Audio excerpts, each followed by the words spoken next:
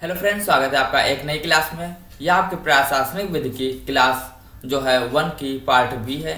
इसमें हम लोग जो है प्रशासनिक विधि के स्रोत देखते हैं। ये आपका प्रशासनिक विधि कहाँ से आया और इसका प्रतिपादन वगैरह कैसे हुआ। तो सबसे पहला आपका जो इसमें स्रोत है वो आपका प्रशासनिक विधि के स्रोतों का निरूपण और प्रतिपादन को रखा गया है। इसमें हम देखते हैं जैसे कोई नदी होती है या उसका जो है उसको जो उद्गम क्षेत्र हमको पता होता है, उसका प्रवाह क्षेत्र पता होता है, तो उसके बारे में जो है जल का जो है उपयोग दुरुपयोग हम अच्छे से कर सकते हैं। मान लीजिए कुछ भी चीज़ है, अगर उसके बारे में उसकी कंडीशन पहले से पता होती है तो उसको हम उसी के अनुसार यूज करते हैं। इसी बात को यहाँ पे बताया गया। जैसे आपका प्रशासनिक विधि के बारे में भी चरितार्थ होती है। कॉमन लॉ का अनुसरण करने वाले देश जैसे आपका भारत में ड्राइट एडमिनिस्ट्रेटिव की सत्तानाथ होने से प्रशासनिक विधि साधारण विधि की शाखा मानी गई।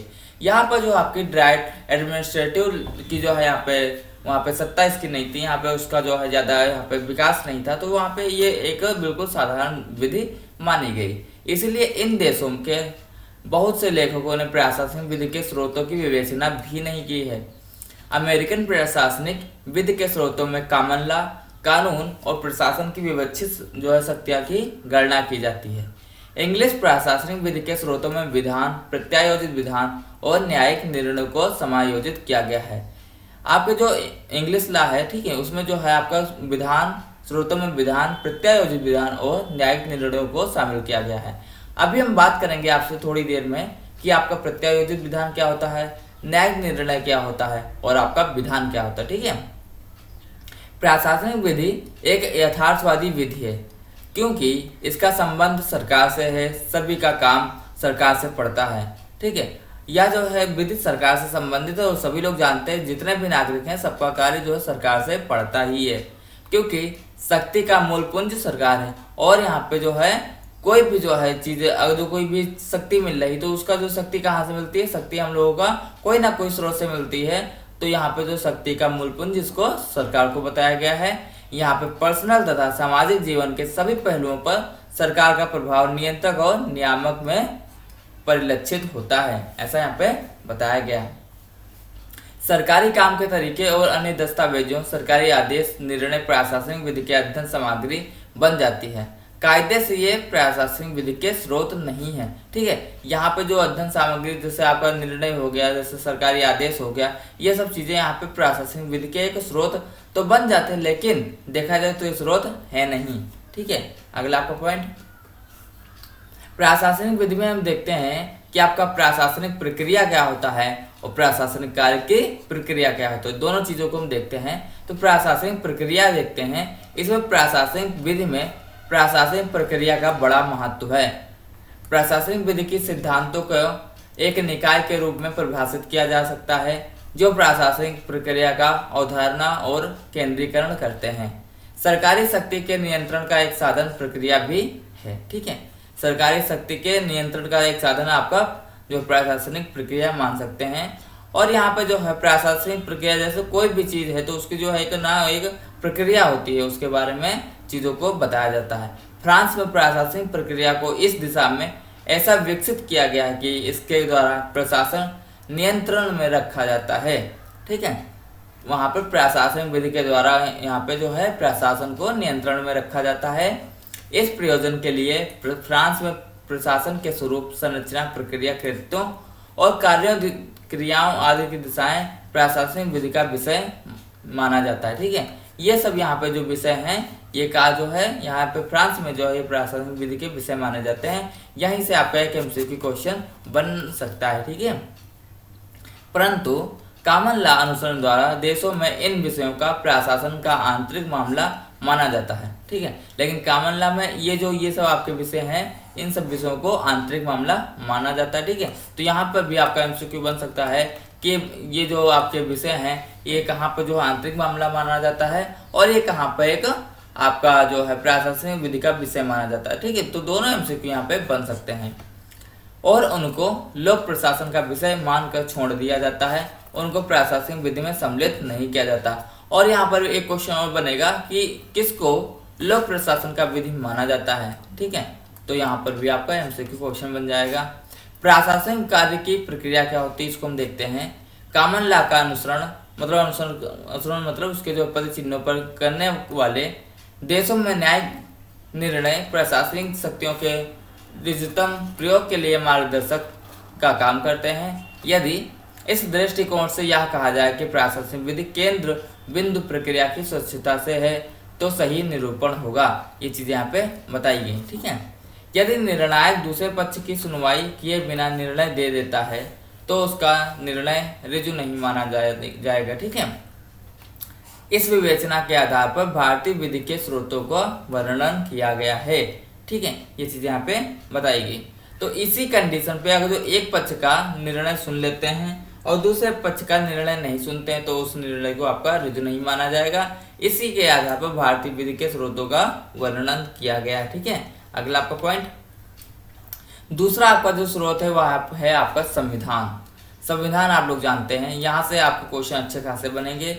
इसको आपको जो है 2 साल 11 माह और 18 दिन लगे थे बनाने में, ठीक है। इसको कौन कौन बनाया था? इसको BR अम्बेडकर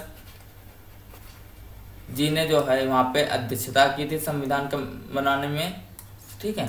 और बाकी इनके साथ साथियों ने और बनाया था, ठीक है।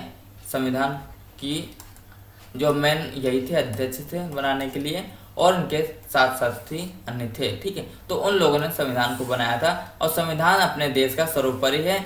और संविधान में एक चीज और आपको संविधान में देखा जाए तो संविधान में आपका प्रेम्बल कभी चेंज नहीं होगा, ठीक है।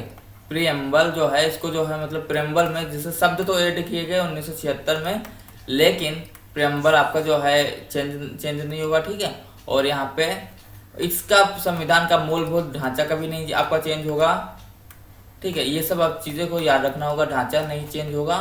और संविधान में आपका क्या, संविधान में जो है जो आपका आर्टिकल 32 है, ये जो है आप सीधे यहाँ पे अगर जो आपके मूलभूत अधिकारों का हनन होता है तो आप जो है सुप्रीम कोर्ट जा सकते हैं आर्टिकल 32 के तहत। और अगर जो आपके मूलभूत का हनन होता है तो आर्टिकल 226 के तहत आप हाई कोर्ट जा सकते हैं, ठीक है।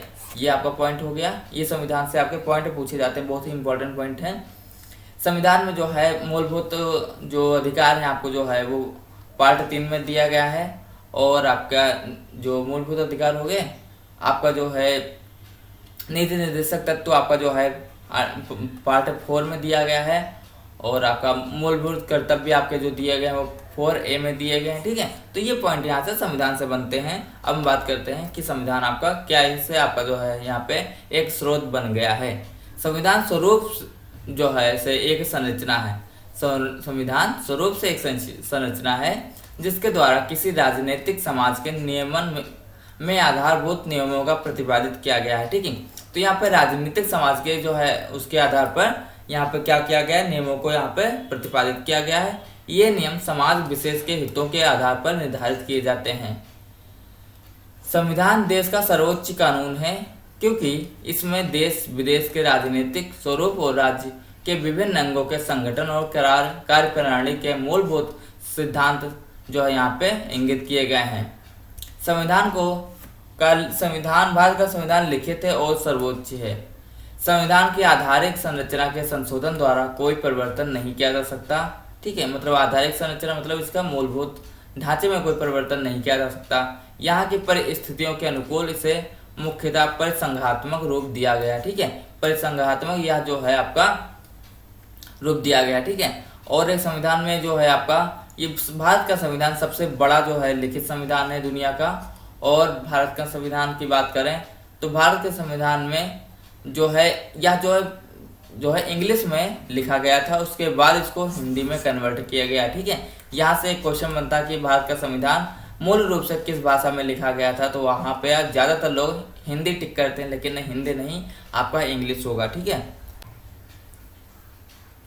दूसरा पॉइंट आपका यह जो है संविधान आपका शांतिकाल में परिसंघात्मक रूप से कार्य करता है किंतु आपातकाल में एकात्मक रूप से धारण कर लेता है। तो इसका क्या मतलब है, जिससे आपके देश में कंडीशन सब बेटर है, कोई प्रॉब्लम नहीं है, तो आप लोग जानते क्या होता है, प्रधानमंत्री होते हैं, राष्ट्रपति होते हैं और आपका संसद होता है, ठीक है। तो ये तीनों वर्क अपना करते हैं यहाँ पे केंद्र सरकार पे। और यहाँ पे जो है आपका सीएम होता है और राज्यपाल होता है। ठीक है, यहाँ ये आपका जो है राज्य के स्तर पर काम करते हैं। तो यहाँ पे जो है दोनों की मनमानी होती, दोनों की बात यहाँ पे सुनी जाती है, यहाँ पे तीनों लोगों की बात सुनी जाती है। ये आपका शांतिकाल की बात हो गई। अगर जो यहीं पे आपका जो है आपातकाल की बात आ जाए तो यहाँ पे आपका सीधे जो है ये पोर्शन जो चेंज हो जाता है, ये आपका सीधे राष्ट्रपति में चेंज हो जाता है। यहाँ पे सीधे आपकी जो है केवल राष्ट्रपति की बात मानी जाती है। ठीक है, यहाँ पे राष्ट्रपति जो आदेश देता है उसी को बात को माना जाएगा। और यहाँ पे जो राष्ट्रपति के नीचे आपका जो है राज्य में आपका राज्यपाल हो जाता है। तो केवल दो ही लोगों की बात यहाँ पे मानी जाएगी, एकात्मक स्वरूप यहाँ धारण कर लेता है। ठीक है, ये चीज़ें यहाँ पे बताई गई। आपका जो है आपातकाल स्थिति में जैसे आपका जो है बाहरी आक्रमण हो सकता है और आपका जो है कोई भी कंडीशन हो सकती है। ठीक है, आपातकाल कंडीशन आप जानते हैं क्या क्या होगा, उस कंडीशन में यह जो है एकात्मक रूप धारण कर लेता है। संविधान में राज्य के सभी अंग यानी संसद या विधानमंडल, कार्यपालिका और न्यायपालिका के कार्यक्षेत्र और शक्ति का निर्धारण कर दिया गया है। ठीक है, आपको हमने विधानमंडल, कार्यपालिका और न्यायपालिका इन तीनों को बताया था। ठीक है, हमारे संविधान में ब्रिटिश संविधान के संसदीय प्रभुता को मान्यता नहीं है। ठीक है, ब्रिटिश संविधान के संसदीय संप्रभुता को मान्यता नहीं है। संविधान की परिसीमा के अंतर्गत संसद, कार्यपालिका और न्यायपालिका अपने अपने क्षेत्र में कार्य करने के लिए स्वतंत्र है। ये एक दूसरे से जो है अपना जो है सीमा को टकराते नहीं है, ये अपना अलग अलग वर्क करते हैं। अतएव संविधान की सीमाओं और प्रशासनिक शक्तियों के प्रयोग के अतिक्रमण में जो है मान्य नहीं है। ठीक है, ये चीजें यहाँ पे बताई गई। अगला आपका पॉइंट, संविधान के अंतर्गत नियंत्रण तंत्र आपका कैसे काम करता है, या आपका जो है कंट्रोलिंग पावर कैसे काम करता है, इसको हम देखते हैं। भारतीय संविधान के अंतर्गत जहां कृत्रिक सरकार और उसके परिणाम स्वरूप होने वाली प्रशासनिक प्रक्रिया है तो बंद किया गया है। ठीक है, अनुच्छेद 32 और 226 के अधीन उच्चतम न्यायालय और उच्च न्यायालयों के उत्प्रेक्षण, परमादेश और प्रतिषेध अधिकार, परीक्षा बंदी, प्रतिक्षण, रिट जारी करने की शक्ति वहाँ पे निहित है। किसको? आपका जो है सुप्रीम कोर्ट को और हाई कोर्ट को। किसी के लिए? आप जो है आपके सरकार के लिए यहाँ पे ये जो है रिट जारी कर सकती है, जिनसे सरकार और प्रशासनिक विकरणों की ज्यादतियों को रोका जा सकता है। ठीक है, यहाँ पे जो आपकी ये पांचों रिट हैं, हम पांचों रिट आपको पढ़ाएंगे, बताएंगे। किसमें? ये आपका जो है कुछ पार्ट इसमें पढ़ाएंगे और कुछ पार्ट आपका जो है आपका एनवायरमेंटल लॉ में आपको पढ़ाएंगे। ठीक है, ये पांचों प्रकार की रिट। अनुच्छेद 300 के अनुसार आपका अंतर्गत सभी व्यक्तियों को सरकारी कर्मचारियों द्वारा किए गए अपकृत्य के लिए सरकार के विरुद्ध जो है वाद दायर करने का अधिकार दिया गया है। अनुच्छेद 311 सरकारी कर्मचारियों को प्रति उन्नत किए जाने मतलब रिमूव किए जाने पर, पद से हटाए जाने पर या फिर पद से अवनत किए जाने पर सरकार के मनमाने कार्य के लिए विरुद्ध जो है संरक्षण प्रदान किया गया है।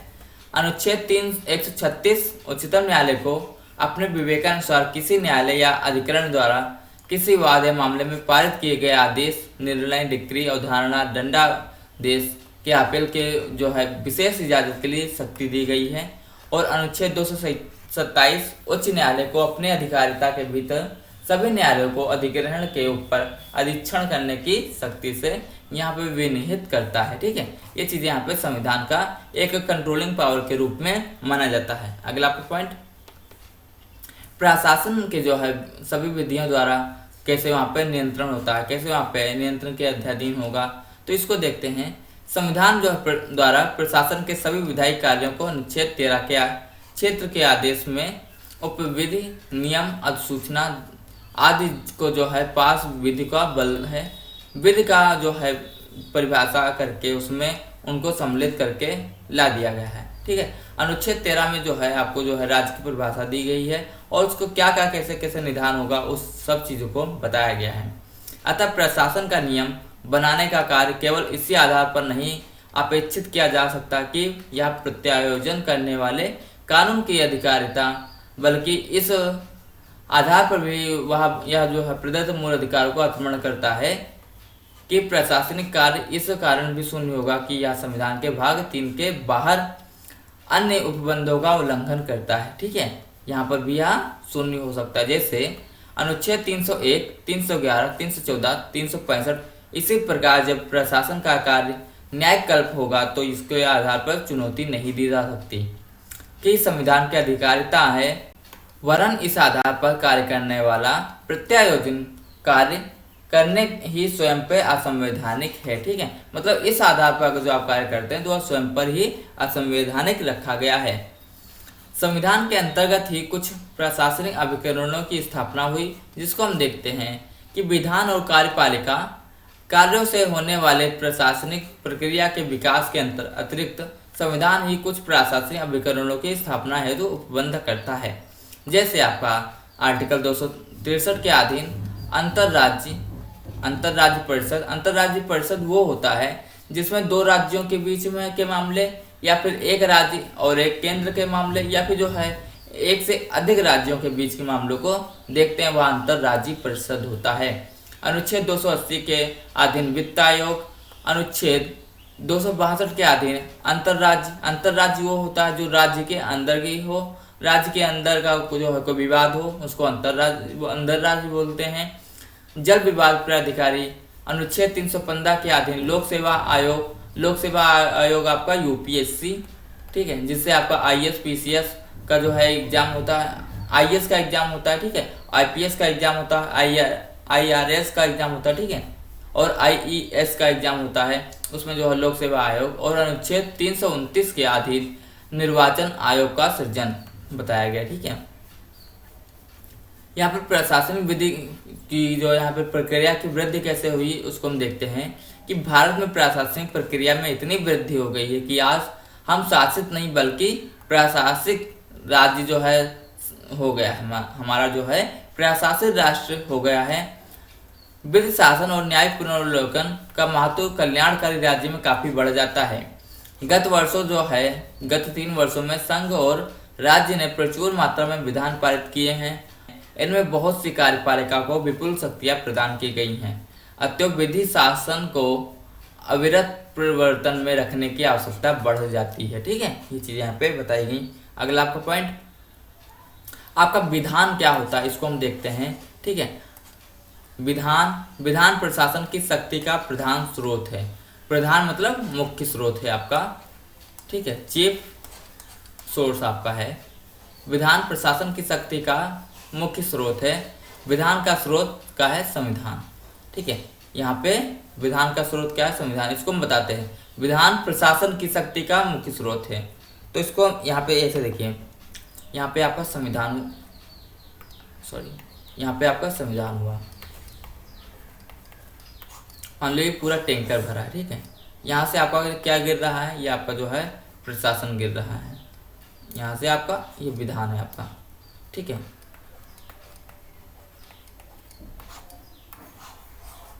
और यहाँ पे प्रशासन हो गया, प्रशासनिक शक्ति। ठीक है, तो देखिए अब क्या हुआ, देखो ये प्रशासन शक्ति आपका कहाँ से आ रहा है? इसका मुख्य स्रोत क्या है? इसका मुख्य स्रोत आपका विधान है। ठीक है, और विधान का मुख्य स्रोत कौन सा है? विधान का मुख्य स्रोत आपका संविधान है। ठीक है, ऐसी चीजें यहाँ पे बताई गई है कि संविधान से जो है आपका विधान निकलता है और विधान से आपका प्रशासन शक्ति निकलती है। ठीक है, अगला आपका पॉइंट, हाँ, संविधान के अधीन विधान निर्माण करने की शक्ति संसद तथा राज्य के विधानमंडलों की प्रदान की गई है। ठीक है, विधान मतलब नियम बनाना कहाँ बनता है? नियम आपका जो है संसद में बनता है और विधानमंडलों में बनता है। ठीक है, और कैसे बनता है? संविधान के अधीन, संविधान के अंतर्गत रहकर बनता है। प्रशासन को शक्तियां जो है विधान द्वारा ही सौंपी जाती हैं। जहां तक विधान की वैधता का प्रश्न है, यह मूल रूप से संवैधानिक विधि के क्षेत्र में आता है, परंतु प्रशासनिक शक्ति के लिए आवश्यक है कि इसका प्रयोग अधिनियम के उपबंधों के अनुसार किया जाए। अधिनियम के उपबंध मतलब यहाँ पे कानून के अनुसार, जो यहाँ पे संवैधानिक आपका जो है जो संविधान है उसके अनुसार इसका किया जाए प्रयोग।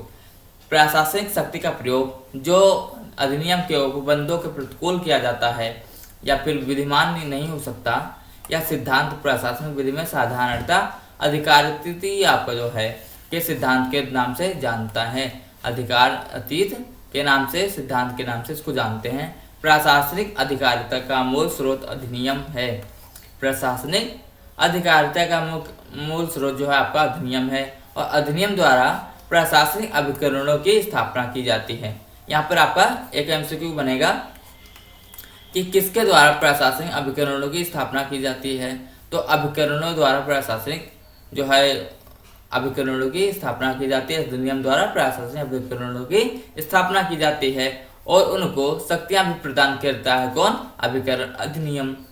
अधिनियम द्वारा जो शक्ति प्रदान की जाती है उसका प्रयोग अधिनियम में निर्दिष्ट उद्देश्य की पूर्ति के लिए किया जाना चाहिए। ठीक है, ये आपका पॉइंट हो गया। अगला आपका पॉइंट, शक्ति के प्रयोग की प्रक्रिया भी निर्धारित की जाती है।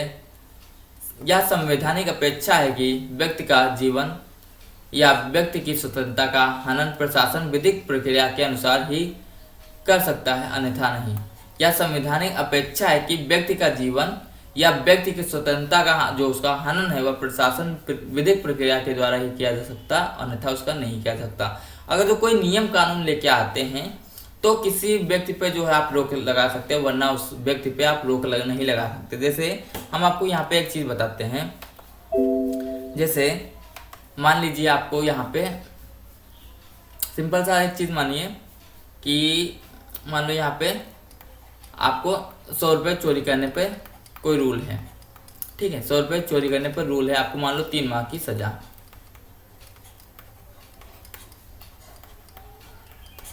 यहाँ पे 100 रुपये की बात है चोरी करने पर। ठीक है, और कहीं पर ये नहीं है कि मतलब ऐसा नहीं कि जैसे मान लो यहाँ पे हम आपको एग्जाम्पल बता रहे हैं, ये रियलिटी नहीं है। ठीक है, अब मान लो आपके जो है 50 रुपये चोरी करने पे कोई सजा नहीं है, मतलब कहीं लिखा नहीं 50 रुपये चोरी करने पे ये सजा है। ठीक है, नहीं लिखा है। या फिर मान लो आपको चप्पल चोरी करने पे कोई सजा नहीं, चप्पल चोरी करने पे कोई सजा नहीं है। ठीक है, तो यहाँ पे क्या हुआ, अगर जो आप इस जो है इसको करते हैं तो यहाँ पे आपको कानून कोई भी सजा नहीं देगा। ठीक है, कानून कोई सजा नहीं देगा। आप चाहे जितना चाहे उतना ये काम करें, जितना चाहे उतना ये काम करें, लेकिन जब ये नियम बन जाएगा, जब ये कानून बन जाएगा, ठीक है, जब ये नियम बन जाता है तब इसके बाद आपको सजा मिलने स्टार्ट होगी। ठीक है, तब उसके बाद नियम बनने के बाद अगर जो आप कोई कार्य करते हैं तो वहाँ पे आपको सजा मिलेगी। तो वही चीज़ यहाँ पे बताई गई है कि आपको या फिर आप पर्सनल आपको या फिर आपके किसी भी कृत्य को रोकने के लिए आपका विधिक कानून होना जरूरी है, वरना आपको नहीं रोका जा सकता। ठीक है, ये चीज़ यहाँ पे बताई गई। ठीक है, व्यक्ति का जीवन या व्यक्ति की स्वतंत्रता का हनन प्रशासन विधिक प्रक्रिया के अनुसार ही किया जा सकता, वरना नहीं। ठीक है, ये चीजें यहाँ पे बताई गई।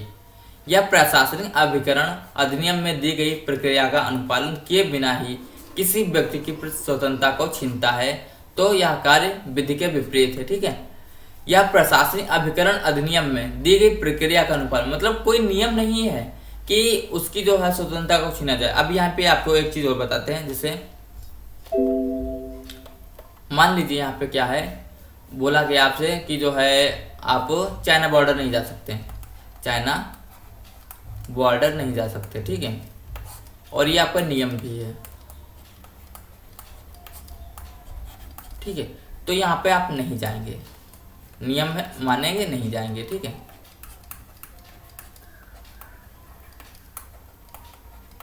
और अगर जो आपको जाते तो वहाँ पे आपको सजा भी मिलेगी। ठीक है, तो यहाँ पे क्या हुआ, आपको जो है यहाँ पे आपकी आज़ादी पे प्रतिबंध लग गया, किसके द्वारा? नियम के द्वारा। आज़ादी पर प्रतिबंध किसके द्वारा?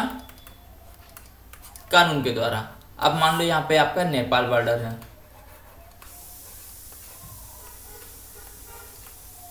यहाँ पर आपको जो है अगर जो बोल दिया जाए कि यहाँ पे नेपाल बॉर्डर आपको नहीं जाना है, नहीं, नियम नहीं जाना है मान लो, और इसका कोई नियम नहीं है क्योंकि नेपाल बॉर्डर जाने पर कोई रोक नहीं है। ठीक है, नहीं जाना है और कोई रोक नहीं, कानूनन कोई रोक नहीं। ठीक है, तो यहाँ पे आप नहीं जाएंगे, कानूनन कोई रोक नहीं है। ठीक है, आप वहाँ पे जाना चाह रहे हैं लेकिन नहीं जा पा रहे हैं क्योंकि यहाँ पे गवर्नमेंट कानून कहता है कि आप जा सकते, कोई दिक्कत नहीं, लेकिन आपके जो है जो वहाँ पे अधिकारी हैं वो आपको मना कर रहे हैं। ठीक है, तो आपकी आज़ादी छीन रहे हैं। तो उसके अनुसार जो है देखो नियम नहीं है, आपको मना किया जा रहा है, आपके अधिकार छीन रहे, तो वहाँ पे ये कानून के विपरीत हो जाता है। ठीक है, यहाँ पे कानून इसको अलाउ नहीं करता कि आपकी आज़ादी को छीना जाए। ठीक है, ये चीज़ यहाँ पे बताया गया। अगला आपका पॉइंट, प्रशासनिक शक्तियों की परिसीमा अधिनियम में निर्धारित होने के साथ साथ न्यायालय द्वारा भी विधिगत मान्यताओं का विवेचन करते समय भी स्थापित की जाती है। इस प्रकार board of high school and intermediate education Uttar Pradesh बनाम घनश्याम दास गुप्ता के मामले में उच्चतम न्यायालय ने प्रभावित पक्ष को सुनने की प्रक्रिया को विवेचित रूप से स्वीकार कर प्रशासनिक निर्णय का नैसर्गिक न्याय के नियम के विपरीत अभिनिर्धारित किया था। ठीक है, कर दिया। तो यहाँ पे जो केस हुआ था वो काफ़ी ज़्यादा इंपॉर्टेंट है। आपका board of high school and intermediate education, ये आपका जो कहाँ पे हुआ था, ये आपका जो है शाहजहाँपुर का एक केस हुआ था, उत्तर प्रदेश बनाम घनश्याम दास गुप्ता का।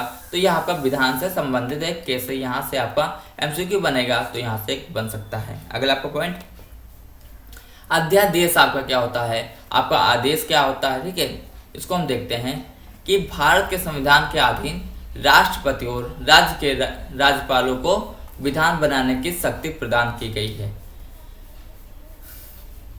भारत के संविधान के अधीन, ठीक है, राष्ट्रपति और आपका राज्यपाल को शक्ति बनाने की जो है प्रदान किया गया, विधान बनाने की शक्ति प्रदान की गई है। उस समय को छोड़कर जब संसद या विधानसभा तथा विधान परिषद व राज्य में विधानमंडल दोनों के सदन सत्र में हो। तो यहाँ पर आप लोग जानते हैं कि एक साल में सत्र आपके जो है कम से कम 2 बार होने आवश्यक होते हैं। ठीक है, तो यहाँ पर अगर जो सत्र जो है वहाँ पे है, मतलब संसद में भी सत्र चल रहा है और विधानमंडल में भी सत्र चल रहा है, तो वहाँ पे जो है राष्ट्रपति और राज्यपाल नियम नहीं बनाता है। मान लीजिए वहाँ पे सत्र नहीं चल रहा है, ठीक है, तो वहाँ पे कोई ऐसी कंडीशन आ जाती है, तो वहाँ पे आपका राष्ट्रपति और राज्यपाल दोनों लोग जो है वहाँ पे नियम बनाते हैं। यदि किसी और उस नियम को सत्र चालू होने के जो है बाद उसको निरस्त किया जाता है, उसके जो कुछ टाइम लिमिट के बाद उसको निरस्त कर दिया जाता है, फिर से वहाँ पे आदेश लाकर उस जो है नियम को लागू किया जाता है। फिर वहाँ पे आपका जो है संसद और राष्ट्रपति वगैरह साइन करते हैं, फिर उसको नियम को लागू होता है पूर्ण रूपेण से। ठीक है, समय राष्ट्रपति जो है, यदि किसी समय राष्ट्रपति या राज्यपाल का समाधान हो जाता है तो कि ऐसी परिस्थितियां विद्यमान हो जिनके कारण तुरंत कार्रवाई करना आवश्यक हो, तो राष्ट्रपति या राज्यपाल परिस्थितियों से अपेक्षित अध्यादेश को प्रख्यापन कर सकते हैं। ये अध्यादेश उसी प्रकार मान्य होंगे जिस प्रकार सक्षम विषय पर संप्रक्त विधायिका द्वारा पारित विधान मान्य होता है। ठीक है, अध्यादेश पर आक्षेप आपका क्या होगा, यहाँ पे आक्षेप क्या होगा इसको देखते हैं। न्यायालय में कई बार राष्ट्रपति और राज्यपाल के समाधान के आदेश का चुनौती दी जा गई है। ठीक है, ऐसा भी हो सकता है कि कई बार उनके आदेश को जो चुनौती दी गई है, किंतु अभी तक विधिक स्थिति स्पष्ट नहीं हो पाई कि क्या राष्ट्रपति या राज्यपाल के समाधान का न्यायिक पुनर्विलोकन किया जा सकता है या नहीं। ठीक है, तो वहाँ पे जो नियम बनाते हैं राष्ट्रपति या फिर राज्यपाल, तो इस बात की जो है कानूनन कोई चीज़ जो है वहाँ पे नहीं दिखाई पड़ी कि उनका जो है उनके संविधान जो उनका जो है नियम बना है उनका पुनर्विलोकन होना चाहिए या नहीं होना चाहिए। ठीक है, इस चीज़ को यहाँ पे बताया गया।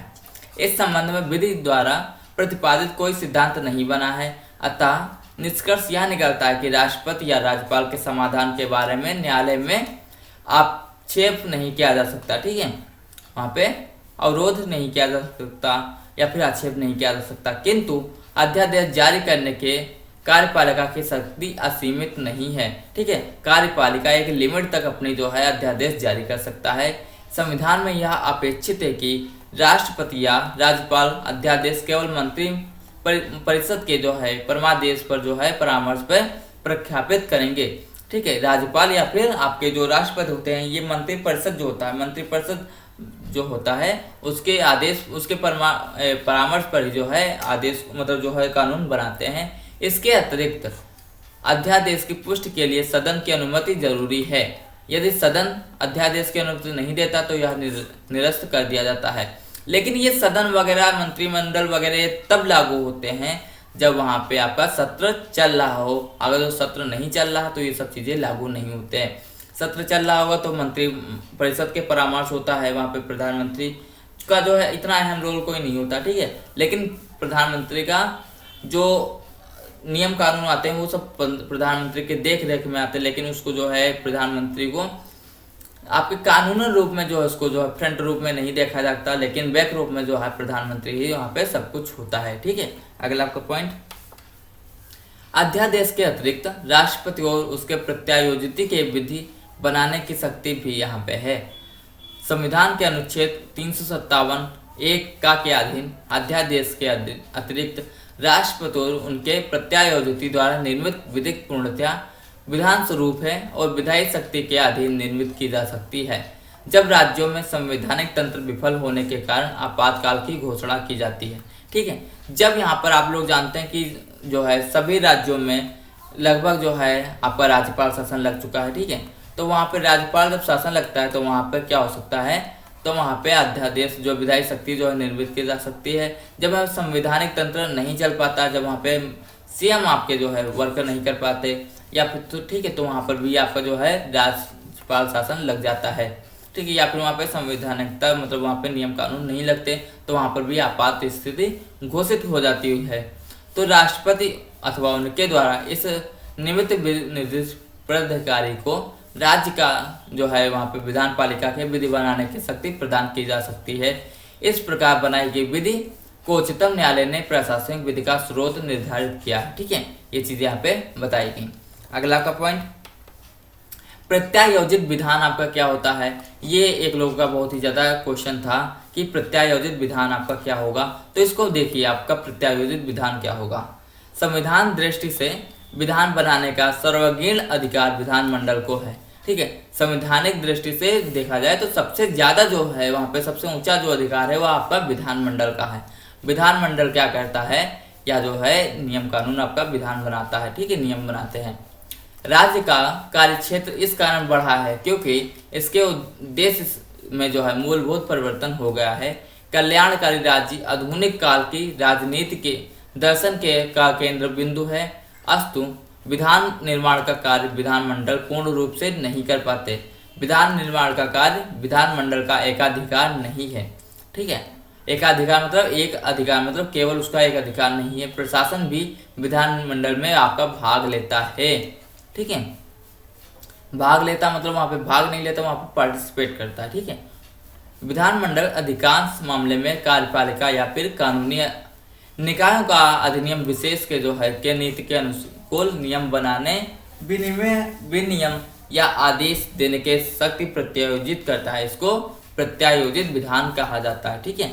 विधानमंडल अधिकांश मामलों में कार्यपालिका या फिर अन्य कानूनी निकायों को अधिनियम विशेष की नीति के अनुकूल नियम बनाए, मतलब जो उसका नियम है उसके अनुकूल जो है नियम बनाने का आदेश वहाँ पे शक्ति जो है पारित करता है, उसको जो है शक्ति प्रत्यायोजित करता है। तो इसको क्या कहते हैं, प्रत्यायोजित विधान कहते हैं। प्रशासन इस प्रकार प्रत्यायोजित विधान के अधीन विधान निर्माण करता है। प्रशासन की बहुमुखी शक्तियों का आधार स्तंभ प्रत्यायोजित विधान ही है, ठीक है। डेलीगेटेड लेजिस्लेशन, ठीक है। प्रशासनिक विधि के अधीन विधायी शक्ति का प्रत्यायोजन, प्रयोग तथा विनिमय का अध्ययन किया जाता है। इस प्रकार प्रत्यायोजित विधान प्रशासनिक विधि की एक प्रमुख स्रोत माना गया है। न्यायिक निर्णय आपका क्या होता है। न्यायिक निर्णय जो कानूनन आपका निर्णय आता है उसको क्या कहते हैं, ठीक है। कोर्ट में आप लोग जाते हैं उसका, तो न्यायिक निर्णय आपका क्या होता है उसको देखते हैं। न्यायिक निर्णय प्रशासनिक विधि के स्रोतों में निजी महत्व रखता है। इसका कारण यह है कि भारत में फ्रांस की तरह इसके लिए पृथक न्याय प्रणाली नहीं है। प्रशासनिक विधि के नियम सामान्य न्याय प्रणाली के अंतर्गत वाद विशेष के माध्यम से निरूपित किए गए हैं, ठीक है। प्रशासनिक अभिकरण, प्रशासनिक न्याय निर्णय प्रत्यायोजित विधान और लोक निगम का उद्भव और विकास कल्याणकारी राज्य के युग की विशेष यहाँ पे देन है। इसका आविर्भाव जो है वास्तव में न्याय के सामाजिक आर्थिक नीतियों की कार्यान्वित करने की दृष्टि से हुआ है। अतएव इनके कारण होने वाली समस्याओं का पूर्ण हल प्राचीन न्याय प्रणाली से नहीं हो सकता। प्रशासन के जिन कार्यों का नियंत्रण आपका प्राचीन न्यायिक नियमों के अधीन नहीं किया जा सकता, उनको नए निर्वाचनों द्वारा नियंत्रित करने का प्रयास जारी है। जो चीज़ें वहाँ पे प्राचीन कानून के द्वारा नहीं हो सकते, प्राचीन न्यायिक निर्णय द्वारा नहीं हो सकता, उनको नए निर्णयों के द्वारा नियंत्रित करने का वहाँ पे प्रयास एक जारी है। और प्रशासनिक अभिकरण आप लोग जानते हैं, या फिर प्रशासनिक न्याय निर्णय हो गया, प्रत्यायोजित विधान हो गया, ये सब चीज़ों का उद्भव जो है आपका विकास का जो है कल्याणकारी राज्य के युग की एक विशेष देन है। ठीक है, ये चीज़ें यहाँ पे बताई गई। अगला पॉइंट, प्रशासनिक प्रक्रिया का अधिक से अधिक नियंत्रण। ठीक है, तो नैसर्गिक न्याय के प्रमुख नियम दूसरे पक्ष को सुनो और लागू केवल उन परिस्थितियों में किया जाता है जहां प्रशासनिक अभिकरण या फिर प्राधिकारी द्वारा न्यायिक या फिर न्यायिक कल्प कार्य का निष्पादन होता है। ठीक है, तो यहाँ पे नैसर्गिक के प्रमुख नियम आपका क्या है कि दूसरे पक्षों को सुनो। ठीक है, अन्यथा नहीं प्रभावित पक्षकार से प्रमाणित करना अपेक्षित था कि संयुक्त प्राधिकारी का कार्य न्यायिक कल्प है, इसके अभाव में न्यायालय कोई अनुतोष नहीं दे सकता था। ठीक है, किंतु धीरे धीरे स्थिति में बदलाव आ गया। न्यायालय ने सुनवाई के अधिकार को न्यायिक या फिर न्यायिक कल्प की परिधि से मुक्त करना प्रारंभ कर दिया।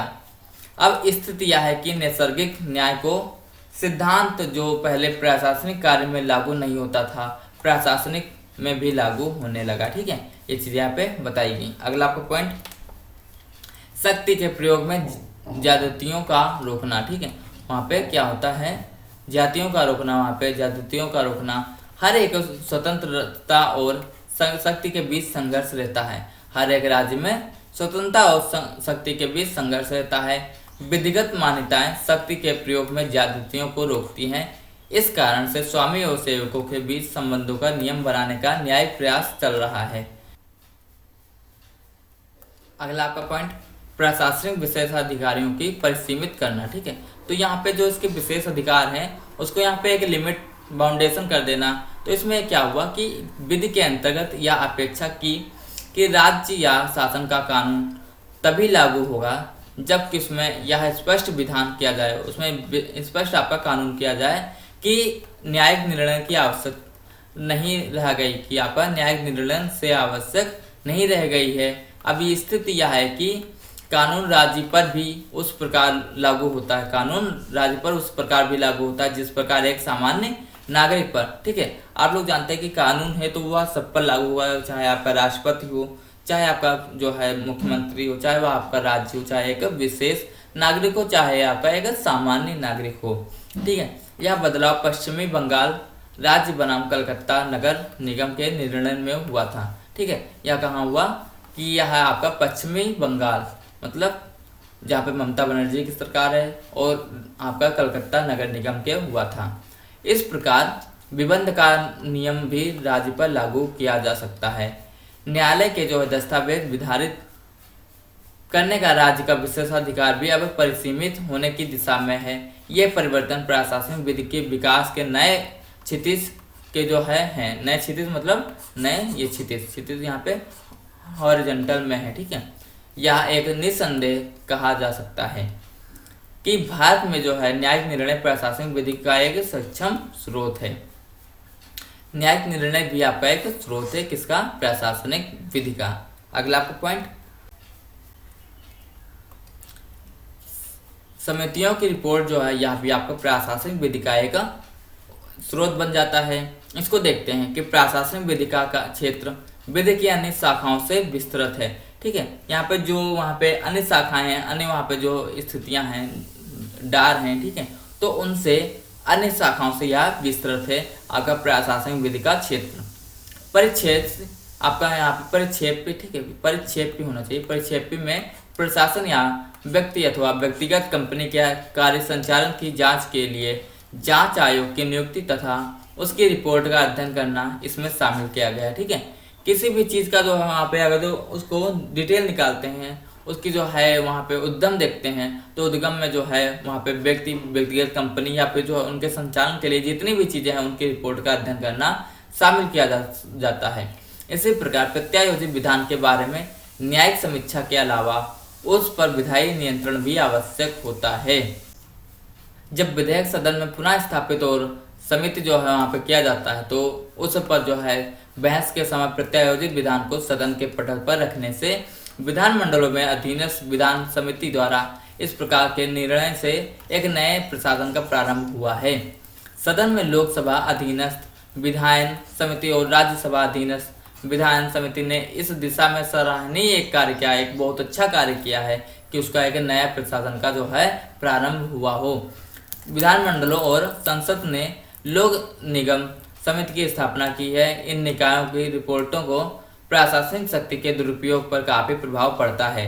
रिपोर्टों में जो है दिए गए सुझाव न्यायिक निर्णयों के जो है तरह सरकार पर आबद्धकारी तो नहीं होते, किंतु प्रभावहीन भी नहीं कहे जा सकते। ये रिपोर्टों आपके प्रशासनिक निकायों को सचेत को जागरूक करती है। सरकार रिपोर्ट में की गई सिफारिशों को अमल करने में भी लाती है, ठीक है, उस पर विचार करने में भी लाती है।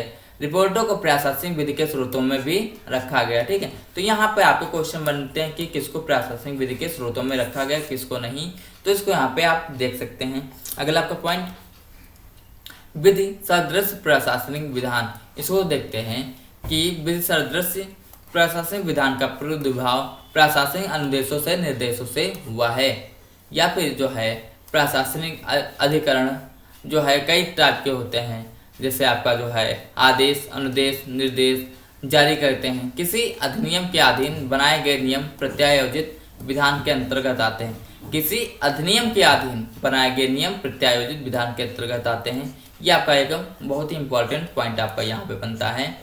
किसी नियम के अधीन बनाए गए नियम, किसी जो है अधिनियम के बनाए गए अधीन, वो आपके प्रत्यायोजित विधान के अंतर्गत आते हैं, ठीक है।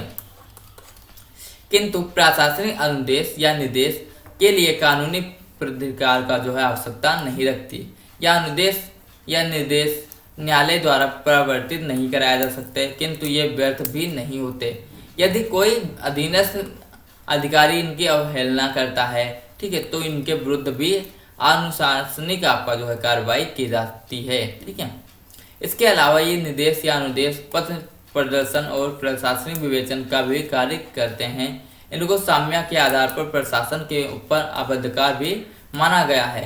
प्रशासनिक निर्देश और अनुदेश को विस्तृत विवेचन आगे किया जाएगा, ठीक है। यहाँ पर आगे जो इसका भी और भी ज़्यादा निर्देश और अनुदेश किया जाएगा इन फ्यूचर में। कल्याणकारी राज्य समाज को समाजवादी रूप में स्थापित करने के कृत संकल्प है। कल्याणकारी राज्य की बात करते हैं तो यहाँ पे आपको जो है डीपीएसपी में इसको देखते हैं। डीपीएसपी देश के मतलब जो आपके नीति निर्देशक तत्व में आर्थिक लोकतंत्र आपको वहाँ देखते हैं, इसको प्रेम्बल में हम देखते हैं, ठीक है। आर्थिक लोकतंत्र के लिए संविधान में परिकल्पना की गई। सामाजिक, आर्थिक, राजनीतिक न्याय, इसको भी हम कहाँ पे देखते हैं, प्रेम्बल में देखते हैं, ठीक है। प्रस्तावना में देखते हैं संविधान के आपके न्यायिक समाज के प्रत्येक वर्ग को सुलभ करना राज्य का संवैधानिक निर्देश बनाया गया, ठीक है। उसको उसी अनुसार जो है ढाला गया है। अगला आपका पॉइंट, प्रशासन को शक्तियां जन कल्याण के लिए दी गई हैं। प्रशासन को शक्तियां जो है यहाँ पे देश की जनता के कल्याण के लिए दी गई है। इन शक्तियों का सार्थक या फिर आपका फेर प्रयोग सुनिश्चित करना प्रशासनिक विधि का उद्देश्य है, ठीक है। उनके साथ गलत ना हो, उनके साथ सार्थक हो, उनके साथ जो है अन्याय ना हो, उनका जो है इसी उद्देश्य के लिए जो है प्रशासनिक विधि को शक्तियां दी गई हैं।